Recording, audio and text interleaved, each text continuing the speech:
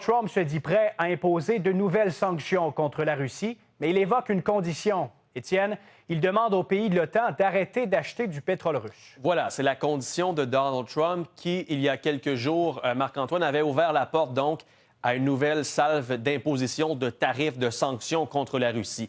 Voyez donc un extrait du long message du président ce matin sur Truth Social en mentionnant être prêt à frapper contre la Russie avec des sanctions massives, mais seulement quand tous les pays, dont les pays de l'OTAN, vont cesser d'acheter du pétrole russe. Parce qu'il est vrai, Marc-Antoine, depuis le début de l'invasion russe en Ukraine, plusieurs pays à travers le monde continuent d'acheter du pétrole, du gaz russe, ce qui permet de financer les opérations militaires de Vladimir Poutine.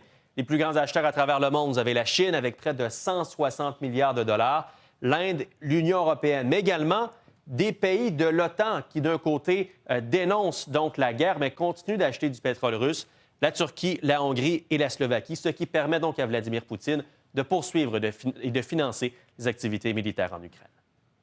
L'arme financière par excellence de la Russie, c'est ses ventes de pétrole. Donc, c'est sûr que si on commence à affecter ce trésor de guerre, cette manne financière très importante pour la Russie, pour dégager des revenus, des recettes, pour ensuite financer son effort de guerre, oui, c'est clair qu'il faut viser les achats de pétrole et les exportations de pétrole de la Russie.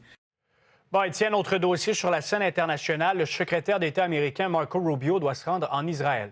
Voilà, afin de rappeler le soutien indéfectible des Américains envers Israël, alors que la tension est toujours bien vive, Marc-Antoine, quelques jours après une frappe israélienne au Qatar visant des dirigeants du Hamas, 5 membres du Hamas qui ont été tués mardi lors d'une frappe à Doha. Donc, Marco Rubio doit arriver en Israël, rencontrer Benjamin Netanyahou, rappeler le soutien américain à Israël. Il doit aussi, selon l'horaire officiel, rencontrer des familles d'otages israéliens.